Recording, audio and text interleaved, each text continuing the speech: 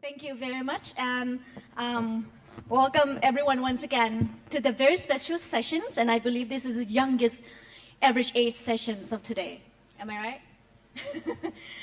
Welcome to you guys. So, can entrepreneurship save Thailand? And the renowned speakers we have here on stage. I have to admit, I'm very excited and very delighted to be here with you, and also get to learn more from you. I personally admire your guts, your courage, and absolutely accomplishment in the business that you're doing. So the overall idea of a discussion today, this is the rule of law that I have for this stage. You guys can jump in anytime. Agree or disagree is fine. So it's more like a very interactive talk between among three of you.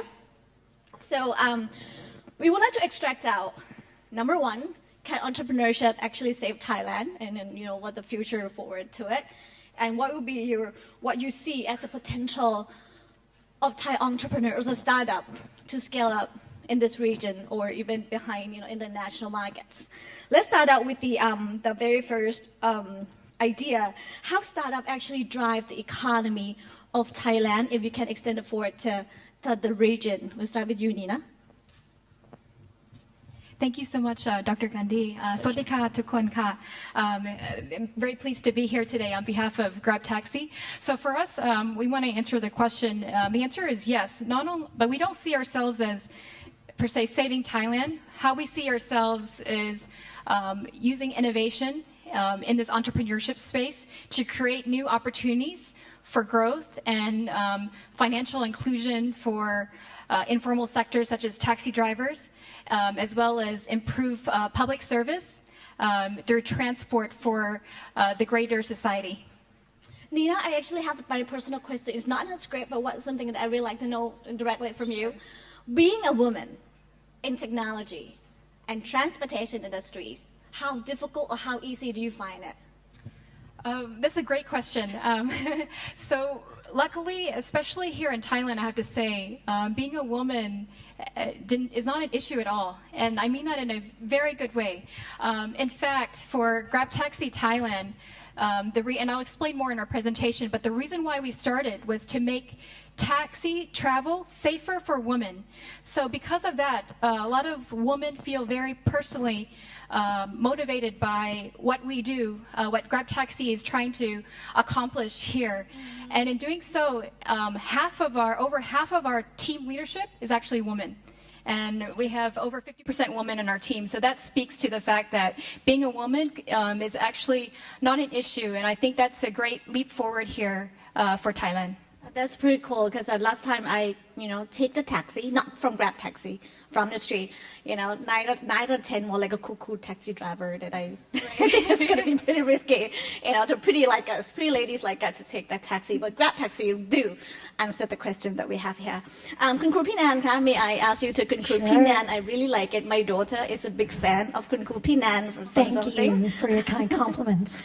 You guys don't know how this young generation learn, a lot of good stuff from Kun Kru Pinan. Kru Pinan is doing the Enconcept Academy.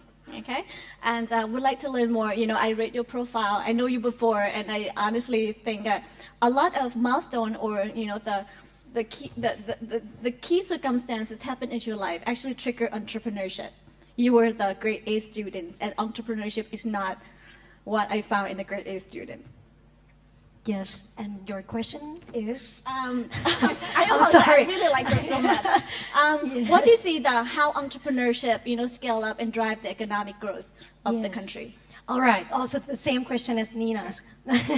Thank you so much, Dr. Karndee.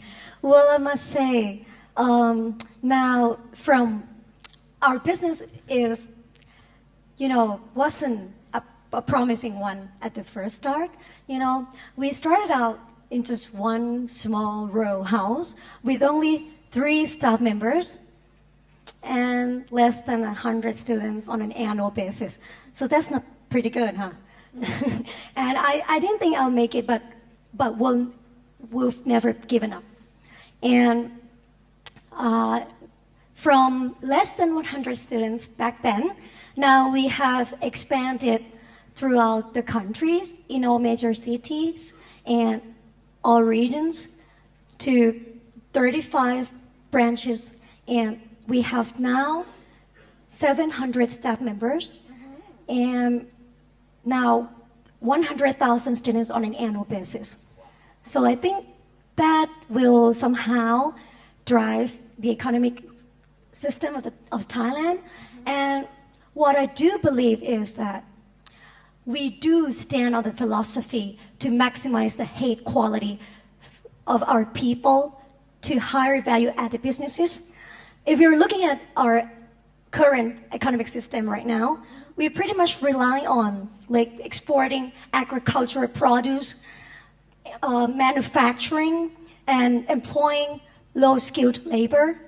If we want to shift our economic paradigm, I would say we have to shape our people and enhance the quality of our people to get ready for the next challenges and for higher value added businesses.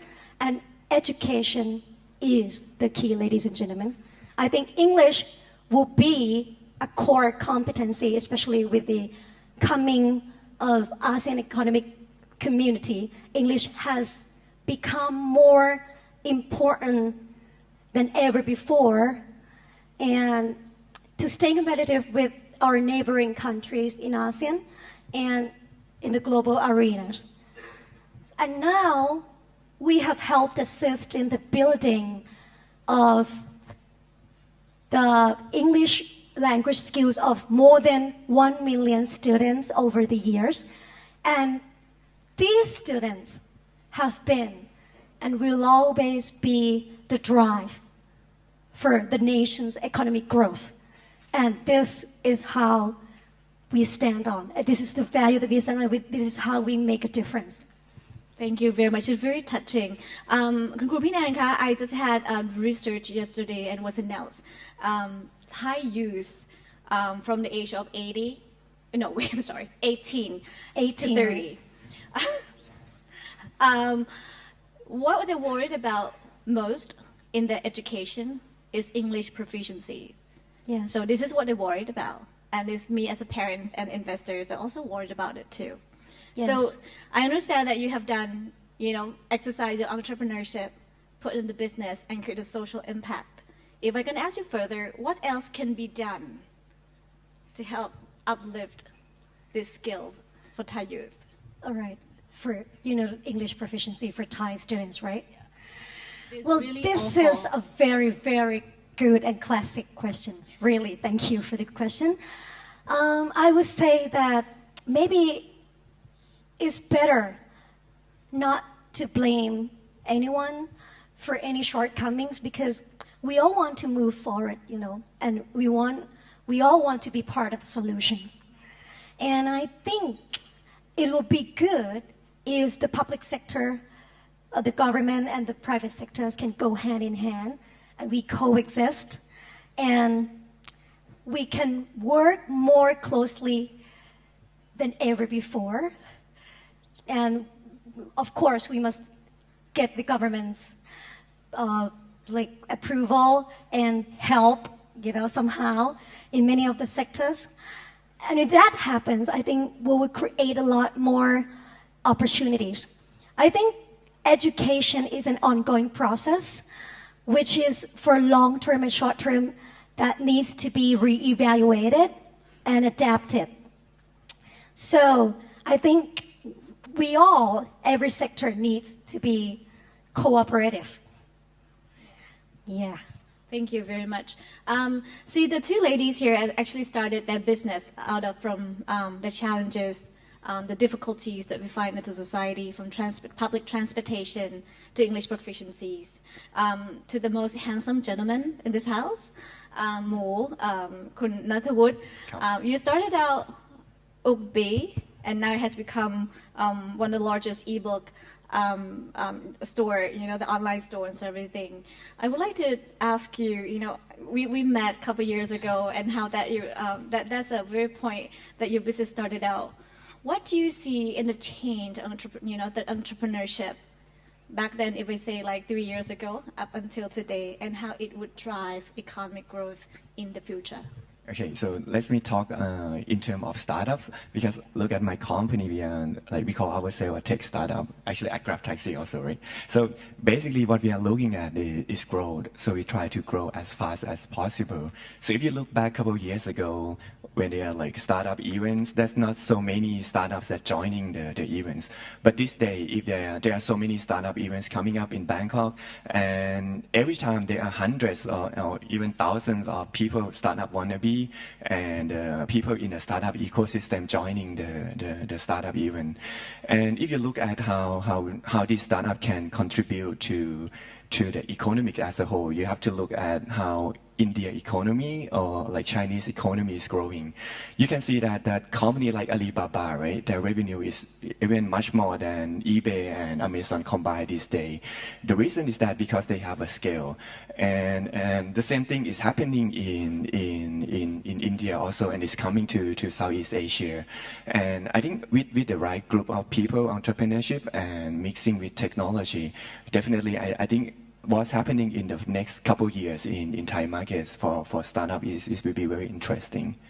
So you see the very bright future for the startup in Thailand and also in Southeast Asia? Yes, definitely. I'm fortunate enough to launch a VC called 500 Tuk-Tuks. So basically, what we see is lacking for startup ecosystem in Thailand is the seed stage investor.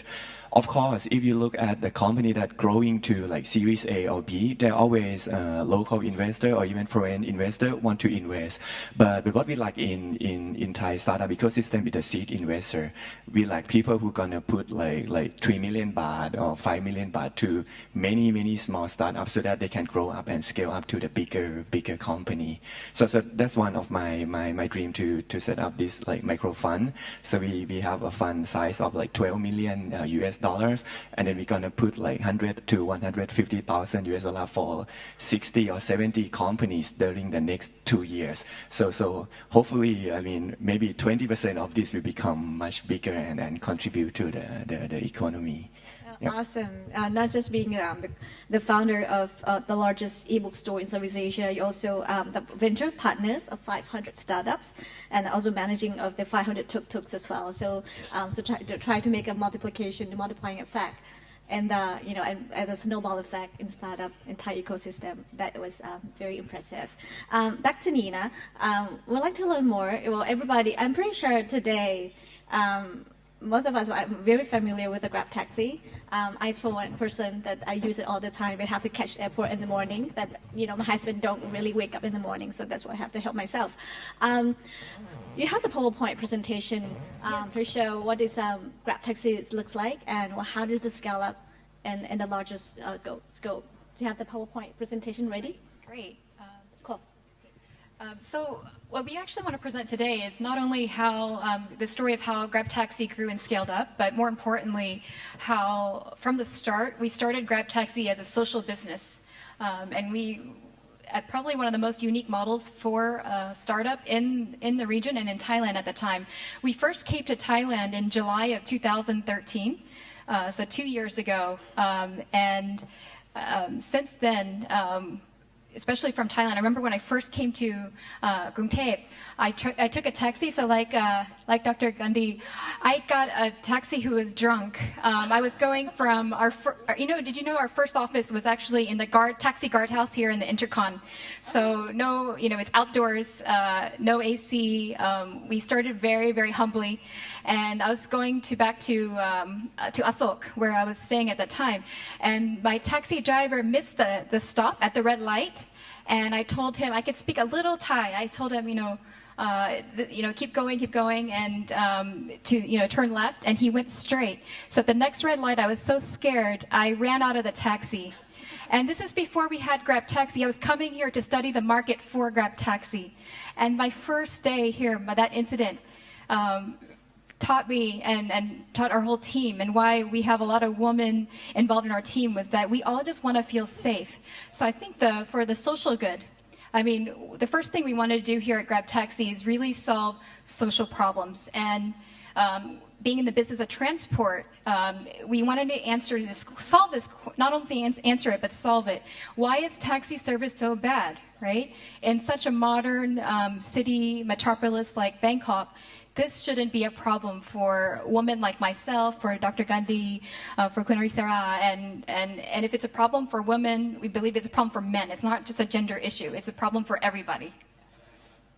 Right? So, number one, taxis weren't safe and reliable. This is the first problem we wanted to solve.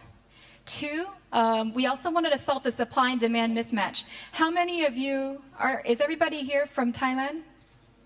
Yes. How many of you have tried to take a taxi and the taxi driver said, no, I don't want to go that way? 9 out of 10. Right. So, and at that time when we first came 2 years ago, and I think it's still a problem today if you're trying to take a taxi on the road, it was in the paper almost every day in the Nation Bangkok Post that taxis don't take passengers because they don't feel like it for whatever reason, or they try to scam passengers by not using the meter, right? And then the third problem, this is the one that we didn't anticipate because we started our business in Malaysia. At that time when we first came to Thailand, this was the third country we started. We started here at the same time as Philippines. And we found that drivers here, they come mostly from ASEAN region. They don't earn enough income.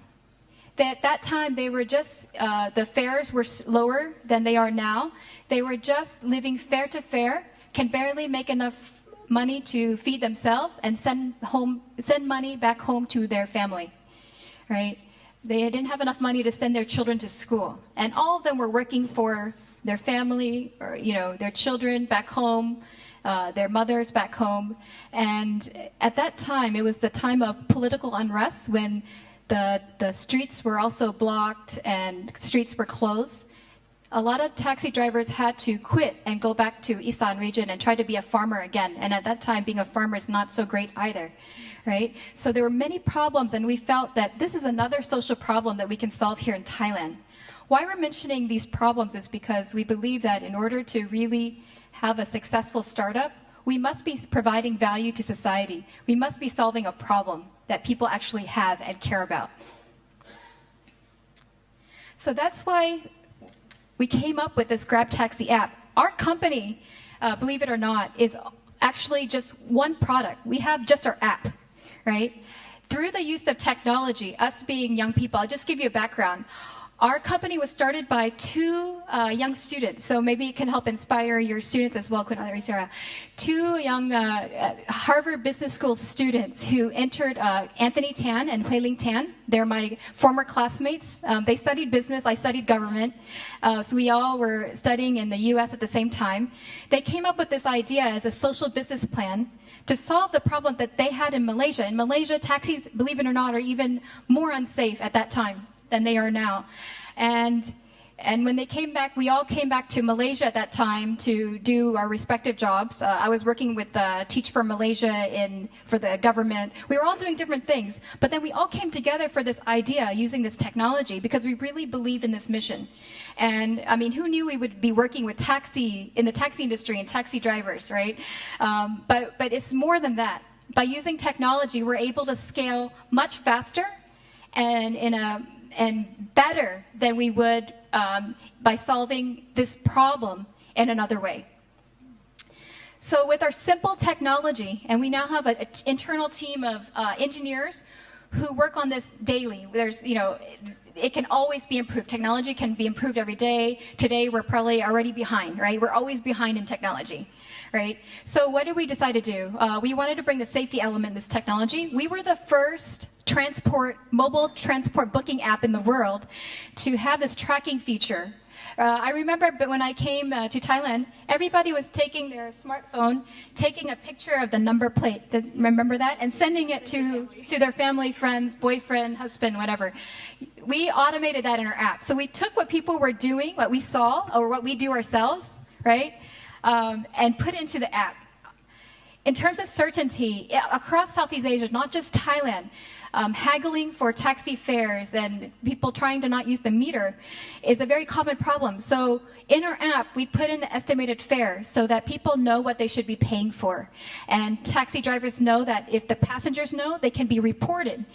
If passengers report drivers doing bad things on our GrabTaxi platform, we actually remove the drivers so that no one else can have that bad driver again.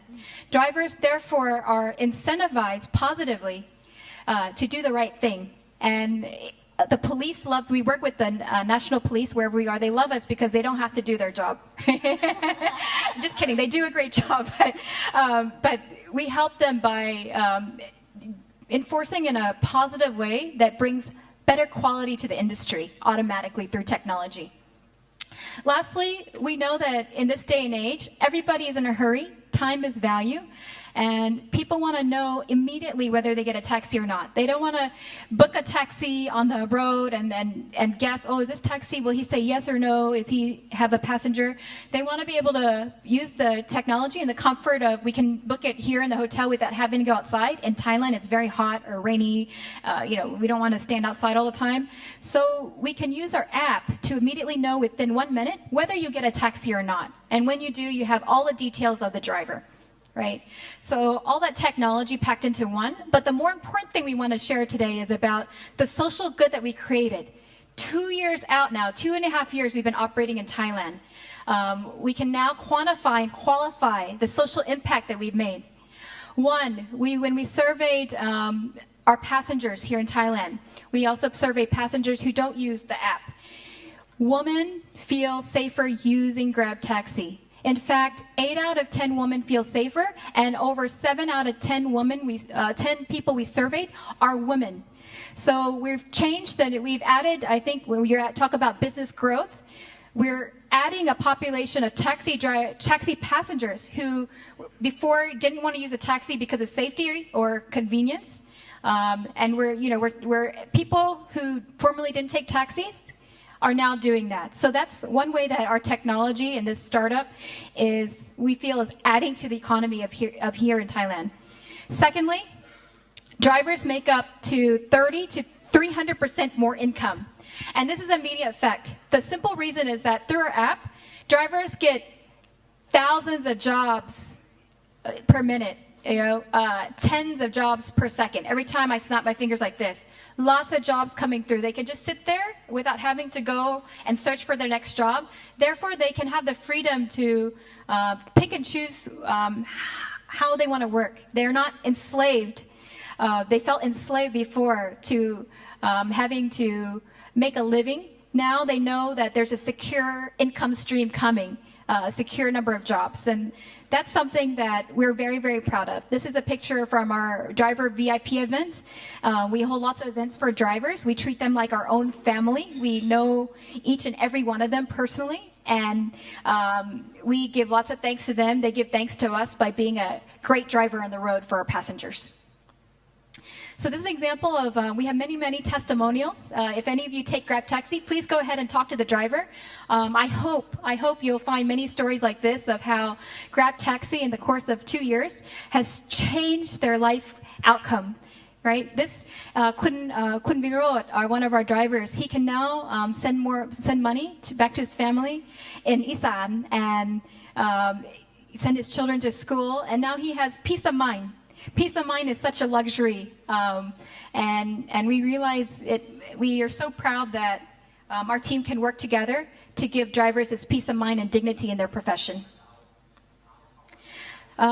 This past weekend, and I also have a colleague here, Kun Wanlapa Phon. She's here in the audience. She actually helped to lead a social impact initiative called Grab School. We started a small entrepreneurship academy for our drivers' children. We want to give them opportunities to learn life skills, critical thinking skills, entrepreneurship skills, so that they know that they have many options when they grow up and when they graduate. And why do we do this? Because when we talk to our taxi drivers, almost all of them say that they're driving for their children.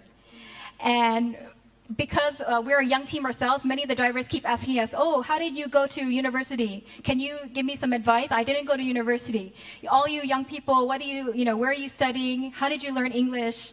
Can you help? We also teach English classes to our drivers and also to their children. So this is an initiative that we're also very proud that 2 years out, we have enough investment and we have enough resources to dedicate to making an impact where it matters the most. We really strongly believe that if we're solving problems for society as well as our own drivers, not just our passengers, that we can really do good, right? So business goes hand in hand with social good. GrabTaxi drivers are trustworthy. So we talked about this before. This is one of our drivers who's returning a suitcase that our passenger left. We have many, many lost iPhones that are left in taxis that all our drivers always return. Because of our tracking feature, passengers don't have to worry. You will always find your lost item. We all leave things in the taxi. Our drivers now have a reputation for being very trustworthy, and it's something that we're really proud of, because every day in the newspaper you always read only the bad, sensationalist stories about drivers being bad. We want to bring good stories to the public, right, and highlight drivers who do good. And we know a lot of drivers who do good. So in terms of caring about social impact, and like we showed you, we're making now investment into social impact. What is the business impact? Well, business-wise, after starting here in Thailand as our third country, we expanded GrabTaxi successfully to 3 other countries in the region. So now we're in 6 countries in ASEAN. So Malaysia, Philippines, Thailand, Singapore, then Vietnam, and now Indonesia. And we're in 28 cities.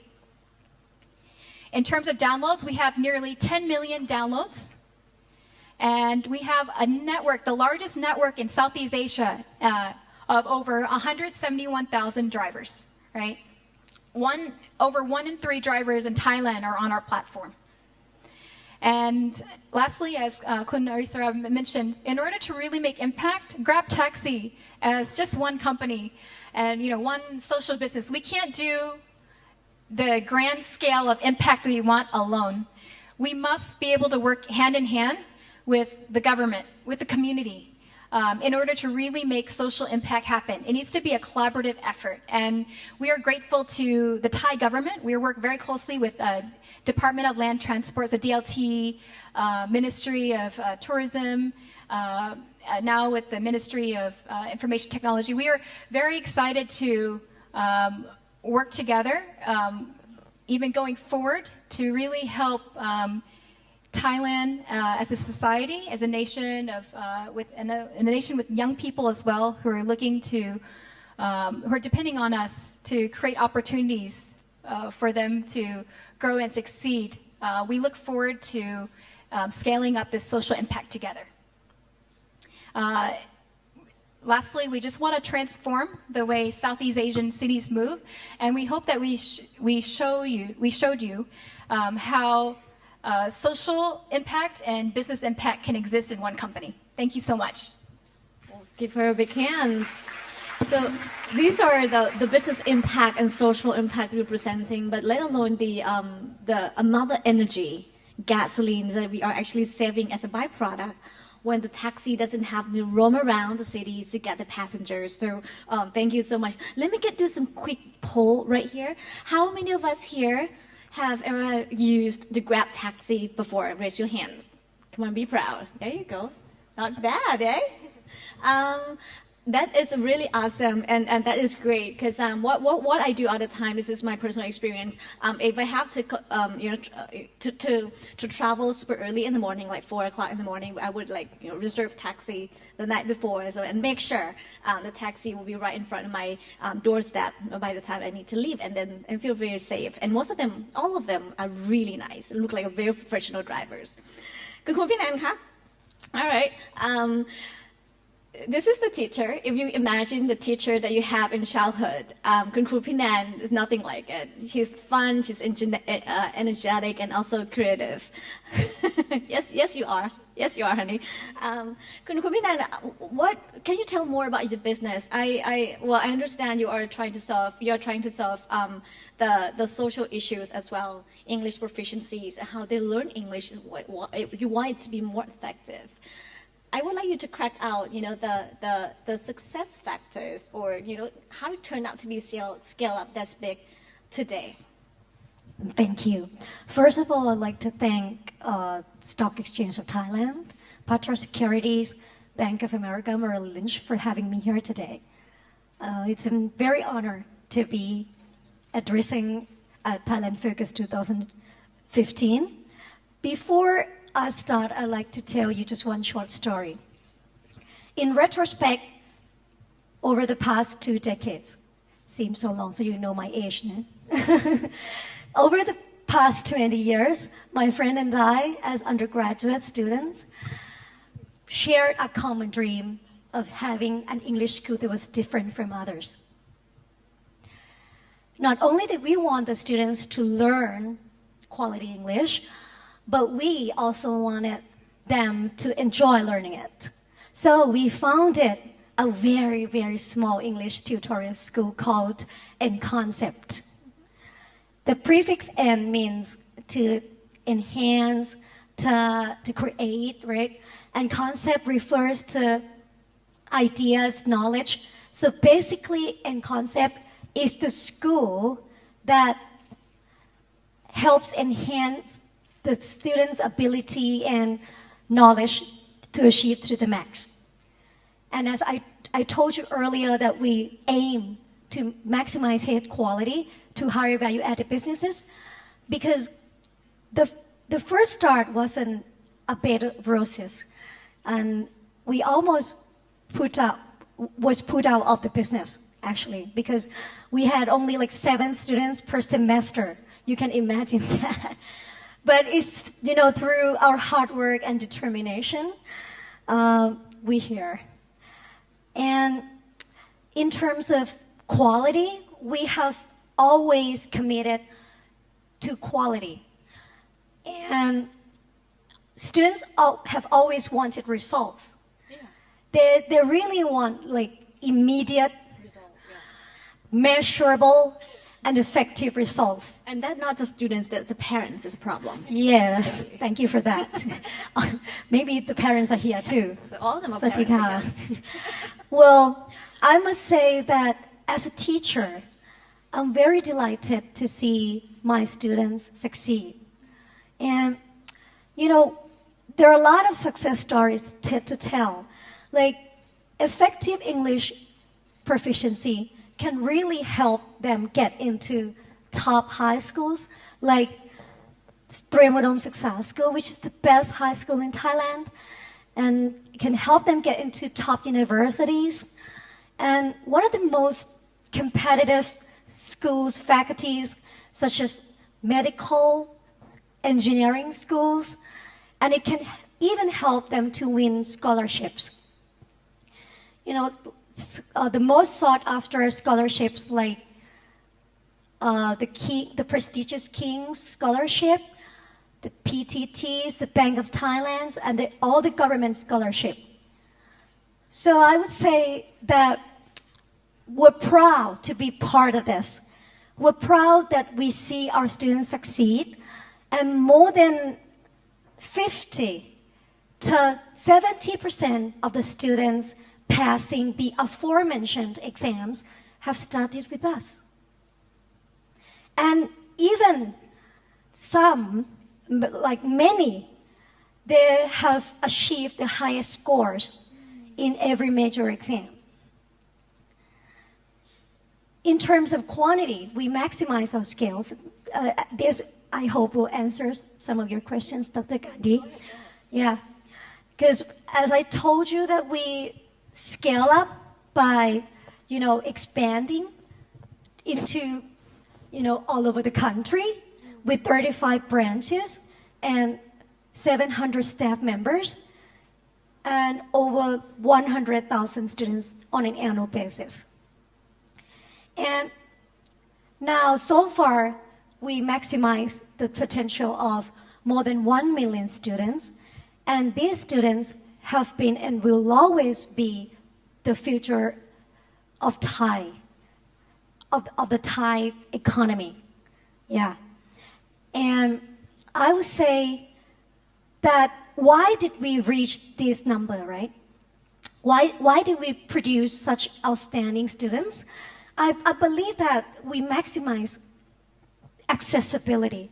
Apart from the live classrooms, the students can access to virtual classrooms anywhere, anytime through online and offline self-learning with their desktops, laptops, tablets, and mobile devices. And this, ladies and gentlemen, makes education more affordable. This makes it more accessible and very cost-effective as we cater to the students' needs, conveniences, time, and parents' pockets as well. And we design the pedagogy to be fun. That's the first thing. They hate something boring, and it should be easy. I don't really understand why, people usually believe that difficult tests will prove that the students will be good. But actually, if they have, the courage and the more support that they can do it, and we start step by step on their own pace, we can engage them more. The students can engage more, and they can access more, they can connect more, and they can practice more through a variety of our mobile applications. And we started out only as a tutorial school, right? You might have heard of Enconcept somehow, but now we diversify our portfolio into, we have grown into comprehensive educational organization under a group of 10 companies. Now we have maximized our expertise in English to another 3 English language school. We have a prep school for international tests and another school for English conversation for teens and another for English skills for professionals. So we try to cover all ranges of demands in all segments of the market. And we have expanded to other subjects too, like Thai social studies, elementary maths, and we like to equip the students with, not only academic subjects, but creativity and life skills like arts and music. And to make our business strong and sustainable, I would say we have 2 other support companies of our own, which are a printing house and a software development firm, which is now based in both Malaysia and Thailand, with clients from Vietnam, China, Singapore, Hong Kong, and Malaysia. We try to maximize the quality of life of the students and those around us, those in the community, so the students can learn to have the balance of IQ and EQ through outside classroom activities. We took them out of the classrooms. If you remember the big flood 4 years ago, we let the students volunteer in our youth flood relief program so that they help out those in need in the flooded areas around suburbs of Bangkok and in the rural areas of Ayutthaya. And we even took them out to practice Dharma in the monastery and help of the blind. You know, these are just examples of outside classroom activities. As Mahatma Gandhi once said, be the change you want to see in the world. So, you know, just be it. Be it, be the change. And if we look at the future, I think the future couldn't be more promising. Because if we look at the statistics now of the students enrolled in tutorial schools in our neighboring countries, in Singapore, Hong Kong, South Korea, and Japan, the numbers are as high as 70 to 90%. While in Thailand, the number is still at a very early stage of 14%. So ladies and gentlemen, we can have plenty of rooms to grow. We hope to grow. Okay. And well, I would say that not only did we teach our students English, and I think not only did we give them English premium or the WESH premium, but we teach them motivation, we teach them dreams, we teach them confidence, we teach them to believe in themselves, to be a better person. This is how we make a difference. And we have shaped our people, the quality of the nation, the quality of the people of the nation. We've done this. We've been involved in this. This is our endeavors for the past 20 years, with the hope that these people will be the future of our country. And this is how we make a difference. We leave life footprints. We leave life imprints from generations to generations. This is how we make a difference. Ladies and gentlemen, English is the world full of opportunities. Thank you. Awesome. Thank you so much, ค่ะคุณครูพี่แนน I believe it's a quick question to คุณครูพี่แนนนะคะ most parents, many of them will say, if they're going to choose a school for their kids to learn English, they will look for a school that have Farang, like, you know, Caucasian, Americans. You originally fully Thai, very organic startup company. Yes. How did you fight over that mindset of those parents specifically? Well, I think having a foreigner as teacher is very good, you know, because they can be a very, very good role models in terms of pronunciation and accents. But I think I exist here, and our business has grown because it's like a moral support to everyone that I've never been studying abroad, and I can make it, and everyone can make it. And if we have to rely on all foreigners, I think that's not pretty cost effective. We can use multimedia and a lot of technological innovations to do the mass customization. Yes, and I do believe in the potential of organic Thai people that we too can speak English. Yeah. That's I'm so proud of, and it's a true Thai talent. Thank you so much ค่ะคุณครูพี่แนน to คุณณัฐวุฒิค่ะ Ookbee, also I'm a grand customer of yours. Thank you.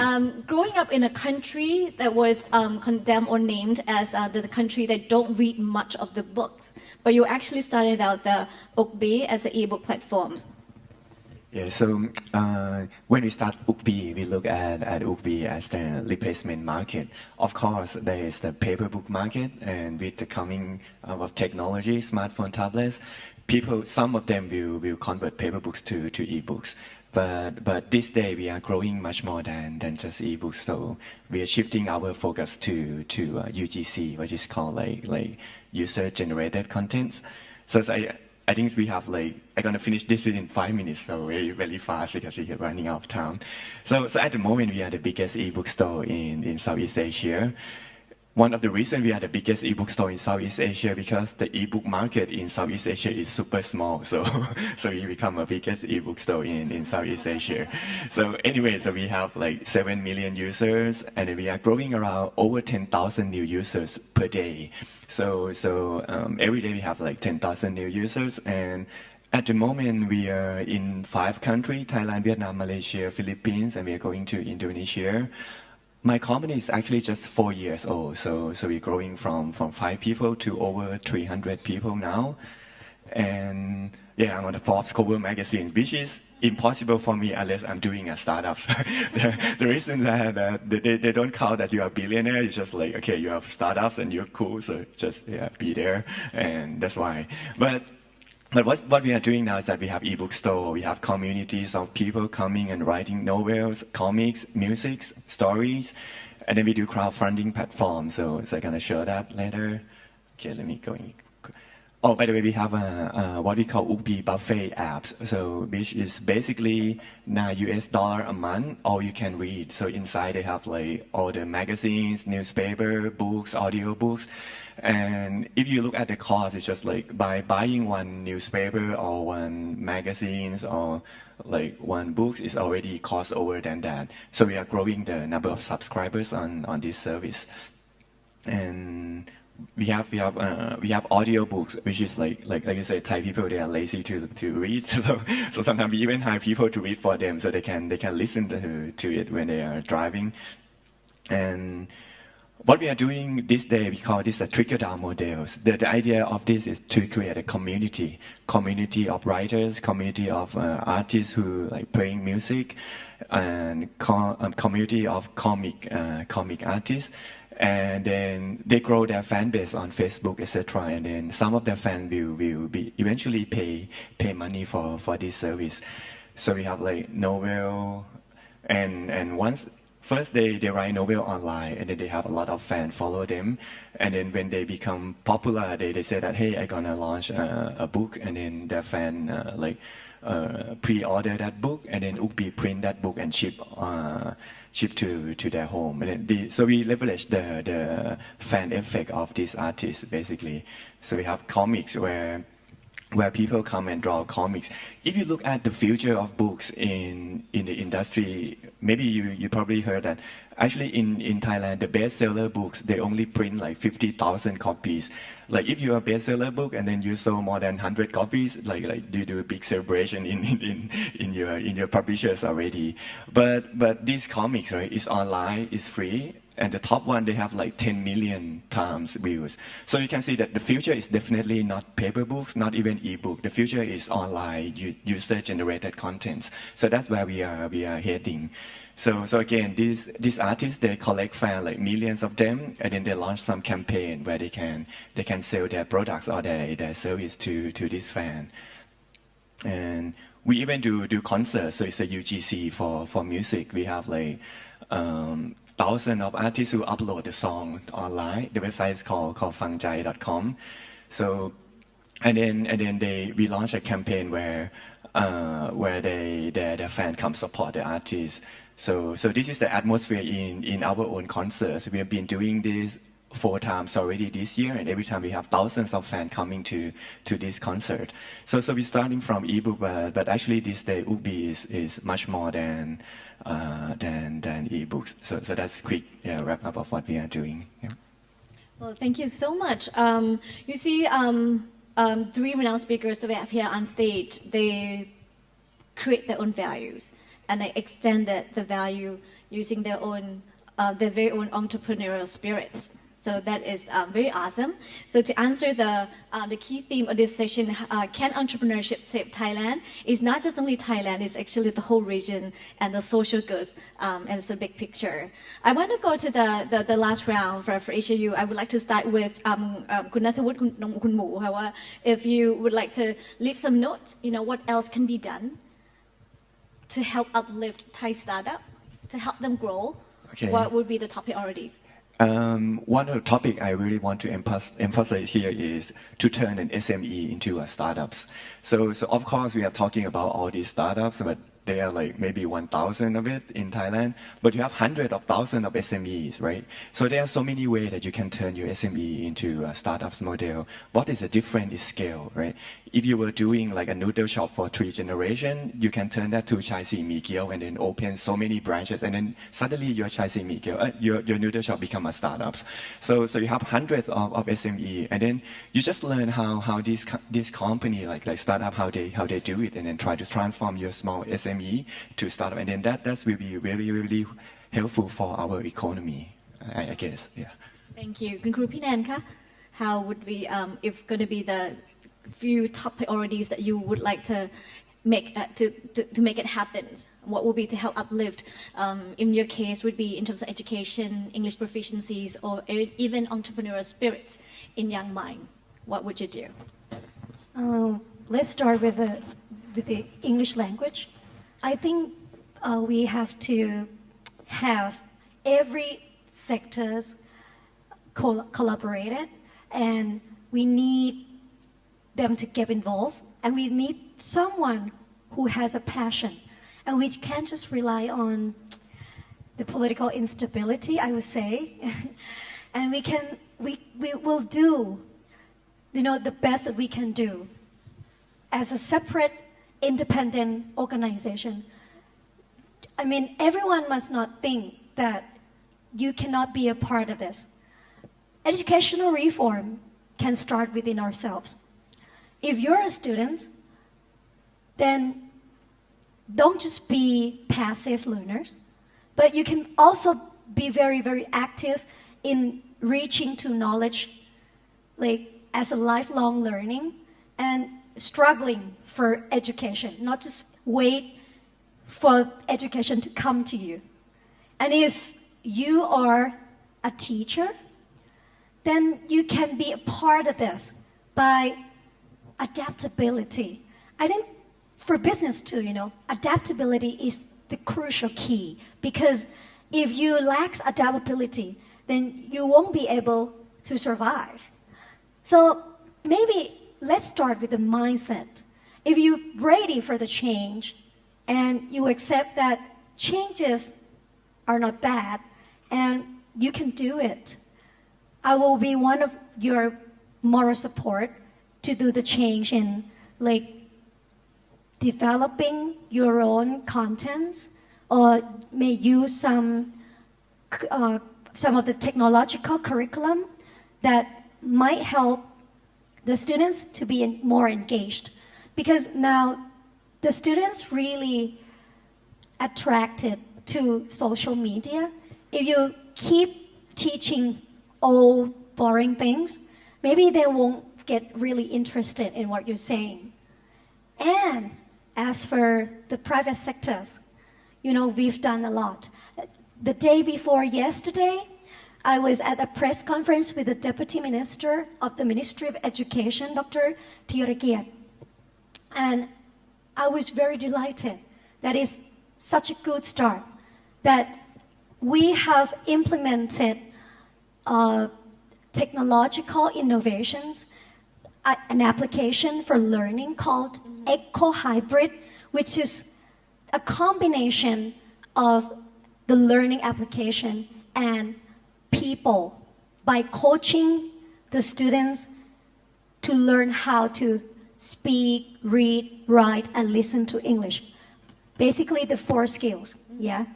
And as for the government, we need more of your support. We do need that. But normally, I must say frankly, well, we are seen as cram schools and quite not a very positive attitude. But I think I am here because this is the room that I can do. I don't see myself fit in the system, or I just want to be independent and create something really good to the society. And time may be able to prove that, because we are here for 20 years and we've invested a lot to technology and our people. We have a very big team. We're not just having one tutor, and staff at the counter. And we have a team of R&D, we have a team of academic, and we have a team of IT to support all this to make it happen. So I think if I have a chance, I will be more, welcome to do something really better in the next phase to come. Awesome. Your contribution speaks for itself. Thank you very much. And education reform is everyone's job, not just the government. All right. Tanina, what do you see if we have a wish list, things to be done, although your business is very successful in Southeast Asia, many countries of them, what else could be done to enhance, the ecosystem to grow better and further? Yeah, I really appreciate what Arisara was saying about upskilling the youth of our nation here in Thailand and also across the region. I think as we grew our business in Thailand and outside of Thailand, we learned that our biggest advantage is the people on our team, right? So our human resource. And I think it's so important now to really invest the right resources in the education of our youth at all levels. So the more practical education is needed in terms of critical thinking skills, problem-solving skills. As you saw, another critical success from our startup was that we can identify real problems in society and use the resources we have in terms of our education, our technology, our willingness to work hard and really fight for our mission to sue, for what we really believe in, right? So really, it's all these factors that I hope that the youth today in Thailand will be able to have access to. So thanks to good efforts from my fellow panelists who coincidentally are involved in education in some aspect, I think this is the future for growth and scaling in Thailand. Secondly, I think maybe our startup can be another lesson is that growth doesn't mean just in Thailand. In this day and age, to really grow and be a successful startup, we learn from firsthand experience, we must be ASEAN. It cannot just be Thailand. So I think from day one, one thing that we did right for GrabTaxi is we didn't think, we will only be in Malaysia. Even when we were in Thailand, we didn't stop here. We thought ASEAN. We knew we would be across the region like we are now. And again, that speaks to education.